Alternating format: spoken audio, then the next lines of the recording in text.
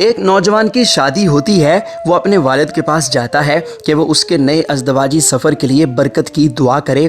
جب وہ اپنے والد کے پاس جاتا ہے تو اس کا والد اس سے ایک کاغذ اور قلم مانگتا ہے۔ لڑکا کہتا ہے، کیوں ابا جان، اس وقت تو میرے پاس قلم اور کاغذ نہیں۔ باپ کہتا ہے، تو جاؤ ایک کاغذ، قلم اور ربڑ خرید کر لاؤ۔ لڑکا شدید حیرانگی کے ساتھ جاتا ہے اور مطلوبہ چیزیں لے کر آ جاتا ہے اور اپنے باپ کے پاس بیٹھ جاتا ہے۔ باپ کہتا ہے، لکھو۔ کیا لکھوں؟ جو چیز چاہے لکھو۔ نوجوان ایک جملہ لکھتا ہے۔ باپ کہتا ہے، مٹا دو۔ لڑکا مٹا دیتا ہے۔ باپ پھر کہتا ہے، لکھو۔ نوجوان کہتا ہے، اللہ کے لیے مجھے بتائیں یہ سب کچھ کیا ہے؟ باپ کہتا ہے، لکھو۔ نوجوان لکھتا ہے۔ باپ کہتا ہے، مٹا دو۔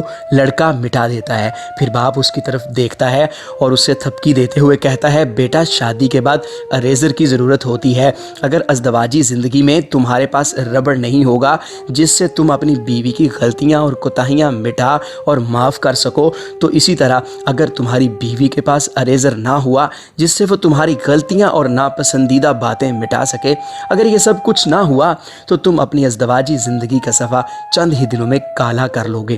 ایک دوسرے سے مقابلے کی بجائے مصلحت سے کام لیں۔ شکریہ۔